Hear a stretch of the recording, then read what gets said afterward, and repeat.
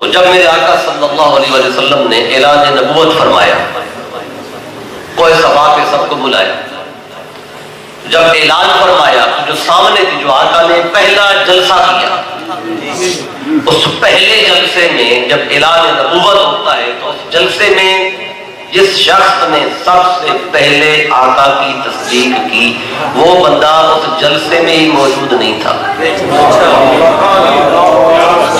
یعنی پورے جلسے میں جتنے پہلی تصدیق کی وہ جلسے میں نہیں تھا۔ تو بعض دفعہ جلسے میں ہو کے بھی وہ ان میں تصدیق کرنے والے نہیں ہوتے، جو نہیں تھا پہلی تصدیق اسی نے، یعنی ان کے سامنے اس وقت اعلان نہیں ہوا آقا کا۔ جب آقا نے کوہ صفا پہ مکہ کے لوگوں کو بلایا، سب آ گئے، آقا نے اعلان کر دیا کہ میں اللہ کا رسول ہوں۔ تو سن کے اعلان چلے گئے، کسی نے کوئی رسپانس نہیں دیا، باتیں کی عجیب عجیب، کسی نے کی کوئی چپ رہا، لیکن جو بھی تھا کسی نے کوئی جواب نہیں دیا، ہاں یا نہ میں کوئی بات نہیں کی، کروں کو چلے گئے۔ اور اس لمحے سیدنا صدیق اکبر رضی اللہ تعالیٰ عنہ جلسے میں کیوں نہیں تھے؟ وہ تو آقا کے بچپن کے ساتھی تھے، وہ کہاں تھے؟ تو وہ اپنی بات خود بیان کرتے ہیں، حدیث پاک میں ہے۔ اور یہ ابن العزیز جزری رحمۃ اللہ تعالیٰ علیہ، انہوں نے جو اپنی کتاب مرتب کی صحابہ کرام کی زندگی پر، اسد الغابہ فی معرفت الصحابہ، اس میں انہوں نے اس روایت کو بیان کیا، اور اس کے راوی ہیں حضرت عبداللہ ابن مسعود رضی اللہ تعالیٰ۔ وہ کہتے ہیں قال ابو بکر صدیق کہ انہ خرج الی الیمن قبل ان یبعث النبی صلی اللہ علیہ وآلہ وسلم، کہتے آقا کے اعلان نبوت سے پہلے کہتے میں یمن گیا ہوا تھا۔ جب گیا یمن مکہ سے تو ابھی آقا نے اعلان نہیں کیا تھا، یمن میں موجود تھا، ادھر اعلان ہو گیا، مکہ میں نہیں تھا، میں یمن میں تھا۔ کہتے یمن میں آپ کا طریقہ تھا کہ چونکہ آپ تاجر تو تھے ہی لیکن عالم بھی تھے، مکہ میں قاضی کے مقام پر آپ فائز تھے، اعلان نبوت سے پہلے فیصلے آپ کرتے تھے، اور فیصلے کرنے والا بندہ ان پڑھ نہیں ہوتا، پڑھا لکھا ہوتا، صاحب علم تھے۔ اور جس ملک میں جاتے تجارت کی غرض سے تو تجارتی معاملات تو کرتے ہی تھے، لیکن وہاں کے علماء سے بھی ملاقات کرتے تھے، تبادلہ خیال کرتے۔ تو آپ یمن گئے، تو آپ کہتے ہیں یمن میں بھی میں نے پتہ کیا کہ کون صاحب علم ہے، جو آسمانی کتابوں کا عالم ہے۔ تو ان کو پتہ چلا ایک قبیلہ ازد ہے، اس کا ایک شیخ تھا، کہتے ہیں فنزلت علی شیخ من الازد عالم قد قرأ الکتب وعلم من بالناس کثیرا، کہتے ہیں میں قبیلہ ازد کے ایک شیخ کے پاس پہنچا جو آسمانی کتابوں کا علم رکھتا تھا، لوگوں میں زیادہ پڑھا ہوا تھا۔ کہتے ہیں فلما رآنی، جب اس شیخ نے مجھے دیکھا تو مجھے دیکھنے کے بعد اس شیخ نے مجھ سے 3 سوال کیے۔ اس شیخ سے ملاقات بھی پہلی ہے اور بات بھی پہلی ہے، ابھی اور کلام نہیں ہوا تھا، صرف دیکھا مجھے، دیکھنے کے بعد تو مجھ سے اس نے 3 سوال کیے۔ اس نے پہلا سوال کیا قال احسبک حرمیا، کہا کہ مجھے لگتا ہے کہ آپ حرم سے آئے ہو۔ صدیق اکبر سے لگا حرم سے آئے ہو، آپ کیا جواب دیتے ہیں؟ فرمایا وقال ابو بکر قلت نعم انا من اہل الحرم، فرمایا ہاں میں واقعی حرم سے آیا ہوں، مکہ سے آیا ہوں۔ پھر اس شیخ نے دوسرا سوال کیا، وہ کہنے لگا وَأَحْسَبُكَ قُرَشِيًّا، کہتے ہیں مجھے لگتا ہے مکہ میں قبیلہ قریش سے ہو۔ ملاقات پہلی ہے، قبیلے کا ذکر کر دیا، قریشی ہو۔ آپ فرماتے ہیں قَالَ قُلْتُ نَعَمْ أَنَا مِنْ قُرَيْشٍ، میں ہاں باقی میں قریش سے ہوں۔ اب آپ کا دلچسپی آپ کی بڑھتی جا رہی تھی، پہلی ملاقات ہے، یہ بھی جانتا ہے میں کہاں سے آیا ہوں، یہ بھی جانتا ہے میرا قبیلہ کون سا ہے۔ اب تیسرا سوال کیا اس نے، قال واحسبک تیمیا، کہتا ہے مجھے لگتا ہے کہ آپ قریش میں جو تیم بن مرہ جو شام ہے آپ اس سے ہو. تو آپ کہتے ہیں قال قلت نعم انا من تیم بن مرہ، کہ ہاں واقعی میں تیم بن مرہ سے. اب تین باتیں کی، تینوں اسی طرح نکلی جیسے وہ گمان کر رہا تھا. جب تین باتیں ہو گئیں تو شیخ نے اگلی جو بات کی، کہنے لگا قال بقیت لی فیک واحدۃ، کہتے ہیں باقی ساری چیزیں میں نے دیکھ لی، بس ایک شے باقی ہے. شیخ کہتا ہے تین باتوں کا مجھے پتہ چل گیا، جیسے میں سوچ رہا تھا اسی طرح ہے. اب تین ہوگی، اب ایک بات، چوتھی بات باقی ہے آپ کے اندر جو میں نے جاننی ہے. کہتے قلت ما ہی، میں نے پوچھا وہ چوتھی شے کون سی ہے؟ تو شیخ نے کہا قال تکشف عن بطنک، ذرا آپ اپنے پیٹ سے کپڑا اٹھائیں. دیکھ ایک بار دیکھا پیٹ سے کپڑا اٹھائیں. تو آپ فرماتے ہیں کہ قلت لا افعل او تخبرنی لما ذلک، آپ فرماتے ہیں نہیں میں پیٹ سے کپڑا نہیں اٹھاؤں گا کیونکہ جب تک مجھے بتائیں گے نہیں کہ بات کیا ہے. یعنی کہ آپ نے کہا میں حرم سے ہوں تو ٹھیک کہا، اتنا علم آپ کو ہے. آپ نے کہا میں قریش سے ہوں تو ٹھیک کہا، آپ نے کہا میں تیم بن مرہ سے ہوں تو ٹھیک تھا، لیکن یہ جو پیٹ سے کپڑا اٹھانے کی بات ہے، یہ تو میں اس وقت تک کپڑا نہیں اٹھاؤں گا جب تک مجھے وجہ نہیں بتاؤ گے کپڑا کیوں اٹھاؤں.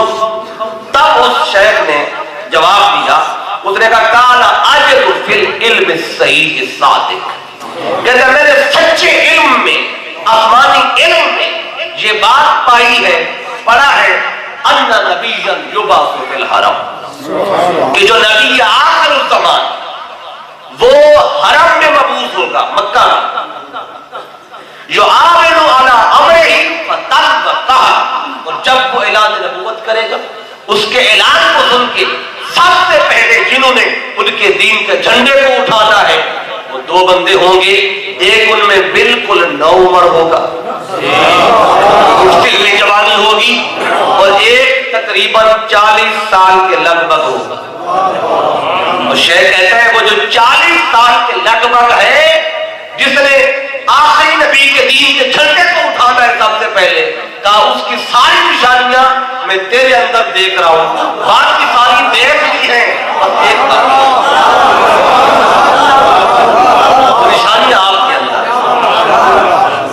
کہتے ہیں ایک باقی ہے، باقی ساری دیکھ لی ہے. تو جب اس نے یہ کہا تو پھر آپ نے فرمایا کہ وہ نشانی کیا ہے؟ تو اس نے آگے خود جواب دیا، کہنے لگا علی بطنہ شامۃ، اس کے پیٹ کے اوپر ایک دل ہے، وعلی فخذہ الیسری علامۃ، اور اس کی بائیں ران پر ایک نشان ہے. کہتے ہیں یہ دو نشانیاں اس کے بدن پر ہیں. کہنے لگا جو ران ہے یہ تو شریعت میں دیکھنا منع ہے، یہ تو میں نہیں دیکھ سکتا، لیکن یہ جو آپ کی ناک کے اوپر پیٹ کے اوپر دل ہے یہ تو دیکھا جا سکتا ہے. کہنے لگا آپ کپڑا ہٹائیں گے، دل تو مجھے دکھا دیں تاکہ میں وہ ساری نشانیاں پوری کر لوں. تو آپ فرماتے ہیں وقال ابو بکر فکشفت له عن بطنی، کہتے میں نے اس کے لیے اپنے پیٹ سے کپڑا ہٹایا. کہتے جو ہی کپڑا ہٹایا فرآ شامۃ سوداء فوق سرتی، تو اس نے میرے پیٹ پر ناک کے اوپر کالے رنگ کا تل دیکھ لیا، اور جو ہی اس نے تل دیکھا اگلے لمحے کیا ہوا، فقال انت ہوا ورب الکعبہ، کہتا ہے رب کعبہ کی قسم تو وہی بندہ ہے جس نے محمد مصطفیٰ کے دین کا جھنڈا سب سے پہلے اٹھایا.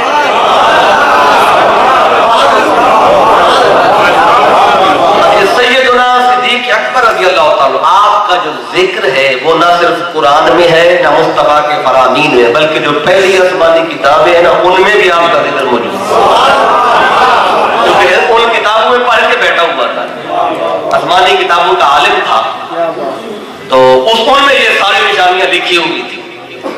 تو کہا کہ آپ ہی ہیں جنہوں نے ان کے دین کا جھنڈا سب سے پہلے اٹھانا ہے. تو سیدنا صدیق اکبر رضی اللہ تعالیٰ عنہ آپ فرماتے ہیں میں نے اس کا شکریہ ادا کیا کہ آپ نے مجھے بشارت دی ہے، بتایا ہے. کہتے اس سے مل کر پھر میں یمن کے باقی جو شیوخ تھے ان سے بھی جا کے ملا. मुलाकात की बात की उनसे। और जब घर आने लगा वापस मक्का, तो कहते हैं आने से पहले मैंने चाहा कि मैं मैं पहले शेख के पास वापस आया, पहले शेख के पास जिसने मुझे बिशारत दी, ताकि मैं उसे अलविदा करूं, अलविदा ही सलाम करूं, किसने एहसान किया मुझे बिशारत दी। तो कहते मैं वापस आया और वापस आके मैंने उसे कहा कि अगर आपका कोई काम हो नबी आखिर ज़मान के हवाले से तो मैं वापस जा रहा हूँ, कोई पैगाम हो तो मैं वो भी लेता जाऊँ, क्योंकि आप उनके बारे में जानते हैं, किताब में पढ़ा हुआ है, मुझे बिशारत दी है, तो मैं जाने लगा हूँ, अगर कोई पैगाम हो तो मैं आपका पैगाम पहुंचा दूंगा। तो शेख ने कहा हाँ मेरा एक पैगाम है। फरमाया वो पैगाम क्या है? उसने कहा अहामिलुन अन्नी अबयातम मिन अश-शेर कुल्तुहा फी ज़ालिका नबी सल्लल्लाहु अलैहि वसल्लम। कहते हैं मैंने उस आखिरी नबी की शान में एक नात लिखी है,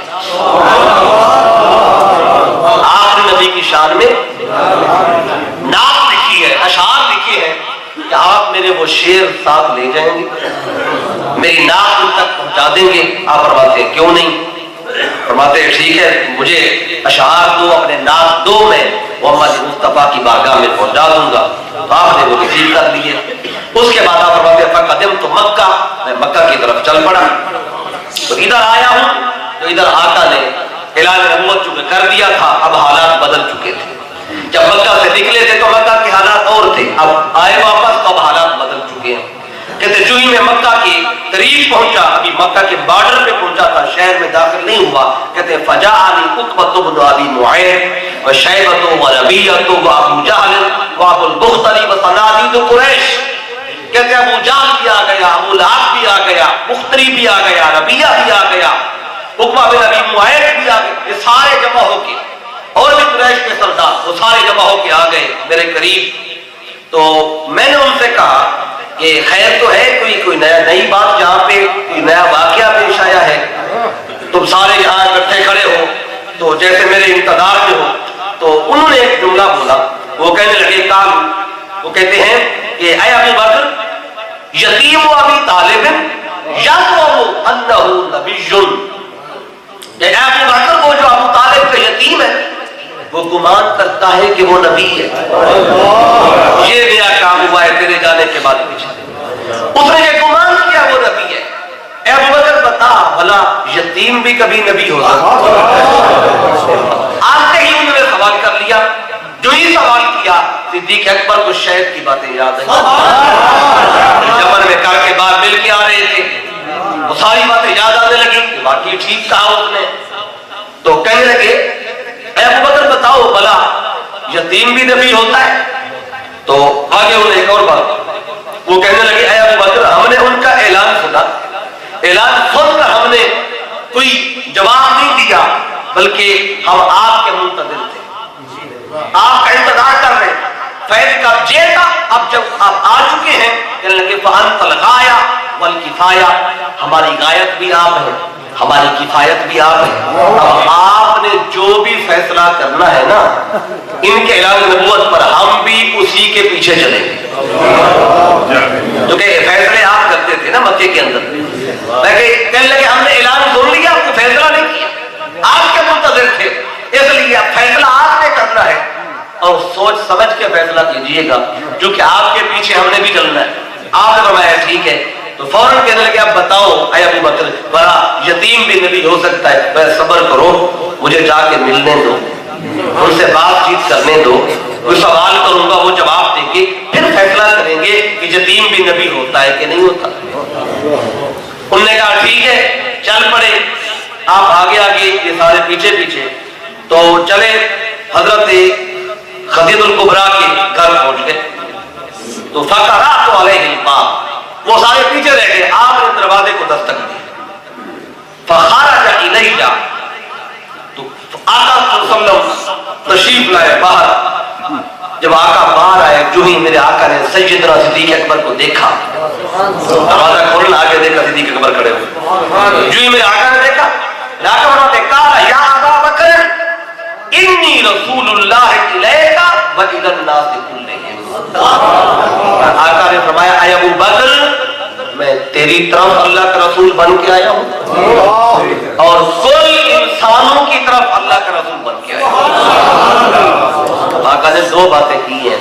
پہلی بات یہ کی کہ انی رسول اللہ الیکا، اے ابوبکر میں تیری طرف رسول بن کے آیا ہوں، وَإِلَى النَّاسِ كُلِّهِمْ، پھر میں کل انسانوں کی طرف رسول بن کے آیا ہوں۔ محدثین نے لکھا ہے اگر میرے آقا یوں فرما دیتے اے ابوبکر میں کل انسانوں کی طرف رسول بن کے آیا ہوں تو کل انسانوں میں صدیق اکبر بھی تو شامل تھے، لیکن میرے آقا نے صدیق اکبر کا ذکر الگ کیا، باقی دنیا کا ذکر الگ کیا۔ اس لیے وہ لکھتے ہیں آقا بتانا چاہتے ہیں کہ صدیق اکبر ایک پلڑے میں آ جائے، دوسرے پلڑے میں ساری دنیا آ جائے تو صدیق اکبر کا پلڑا پھر بھی سب پہ بھاری۔ میرے آقا نے ان کا ذکر الگ سے، اے ابوبکر انی رسول اللہ الیکا، تیری طرف رسول بن کے آیا ہوں۔ جب آقا نے یہ فرمایا نا، یہ فرمان سنتے کہتے فقلت ما دلیلک علی ذالک، میں نے عرض کیا آقا ٹھیک ہے آپ اللہ کے رسول ہیں، آپ بتائیں ذرا اس پر آپ کے پاس کوئی دلیل بھی ہے؟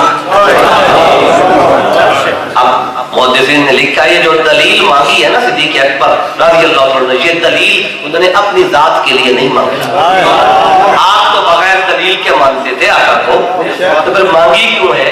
وہ جو بعد مجمع بیٹھا ہوا تھا، ابو جہل بیٹھا ہے، ابو لہب بیٹھا ہے، عتبہ بیٹھا ہے، باقی لوگ بیٹھے ہیں، قریش کے سردار بیٹھے ہیں، وہ تو عقل پہ چلنے والے ہیں، دلیلیں مانگنے والے، دلیل مانگیں گے آقا میں تو مانتا ہوں لیکن کوئی بات پبلک بیٹھی ہے جنہوں نے میرے فیصلے پہ فیصلہ کرنا ہے، میں کہوں گا کہ میں مان گیا، وہ کہیں گے دلیل کیا ہے؟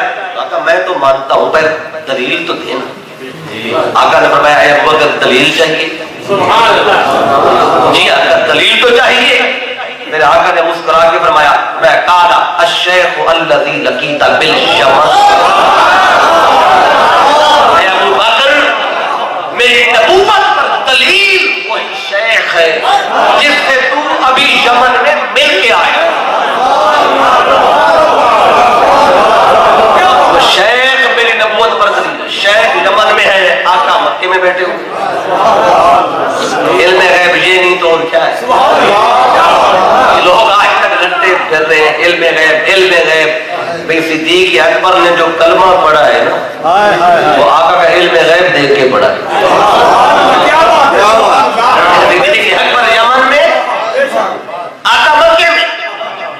اب آقا فرمائے اے ابوبکر میں بیٹھا تو ادھر ہوں پر یمن میں کیا ہو رہا ہے میں دیکھ رہا ہوں، اللہ مجھے دکھا رہا ہے، مجھے بتا رہا ہے، تو میری نبوت میں دلیل چاہیے۔ تو الشیخ الذی لقیت بالیمن، وہی شیخ دلیل ہے یمن میں جس سے تو مل کے آیا ہے۔ صدیق اکبر کہتے ہیں میں نے خود کو سنبھالا، وہ سنبھال کے میں نے پھر ایک اور سوال کر لیا، میں نے اگلا سوال کیا، عرض کیا آقا قلت وکم من شیخ لقیت بالیمن، آقا یمن میں کوئی ایک شیخ سے تھوڑی ملا تھا،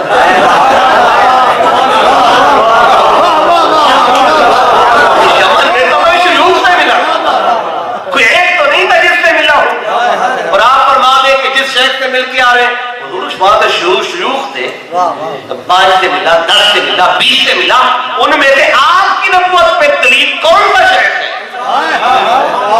اب یہ بتائیں کون سا شیخ ہے؟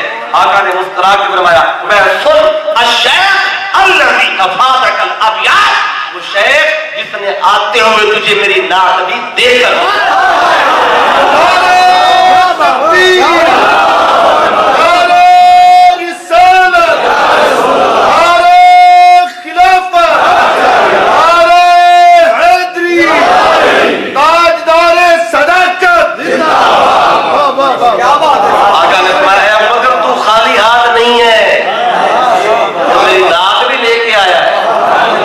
صدیق اکبر جلدی سے وہ نعت نکالی اور پیش کر دی، حضور آپ کی نعت لایا ہوں، نعت پیش کی تو پھر باتیں ہوئی، یار نے یار سے بات کی، جو ہی وہ نعت پیش کی نا تو ابھی یہ 2 جملے اور عرض کر دوں تو جلدی سے انہوں نے عرض کیا آقا قل تو مدہ یاد آقا، جلدی سے حضور ہاتھ آگے بڑھائیں، جب یہ آ کر دلیل دے دی نا، دلیل آگے جلدی سے ہاتھ آگے بڑھائے تو فَأَنَا أَشْهَدُ أَن لَا إِلَٰهَ إِلَّا اللَّهُ وَأَنَّكَ رَسُولُ اللَّهِ، آقا میں آپ کے ہاتھ پر اسلام قبول کرنا چاہتا ہوں، کلمہ پڑھنا چاہتا ہوں، شہادت دینا چاہتا ہوں کہ آپ اللہ کے سچے رسول ہیں۔ تو کلمہ پڑھ لیا، آقا اتنے خوش ہوئے، کہتے ہیں آقا میرے اسلام قبول کرنے پہ کہ آقا اتنے خوش ہوئے جیسے انسان پنجوں پہ کھڑا ہو جاتا ہے، اتنے حضور خوش ہوئے کہ صدیق اکبر نے میری تصدیق کر دی، اسلام قبول کر لیا۔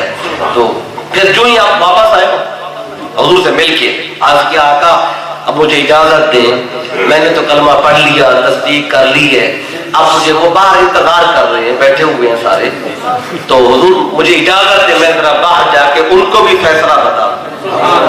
آقا فرماتے ہیں میرے یاد جاؤ، جا کے فیصلہ سنا دو۔ آپ باہر نکلے، جو ہی باہر گلی میں آئے تو ابو جان دوڑ کے آ گیا، ابو لہب دوڑ کے آ گیا، کہنے لگے اے ابو بکر بتاؤ کہ کیا فیصلہ کرنا ہے؟ فرمایا کیا فیصلہ کرنا ہے؟ ابھی میں تو فیصلہ کر بھی آیا ہوں، میں تو فیصلہ کر بھی آیا ہوں۔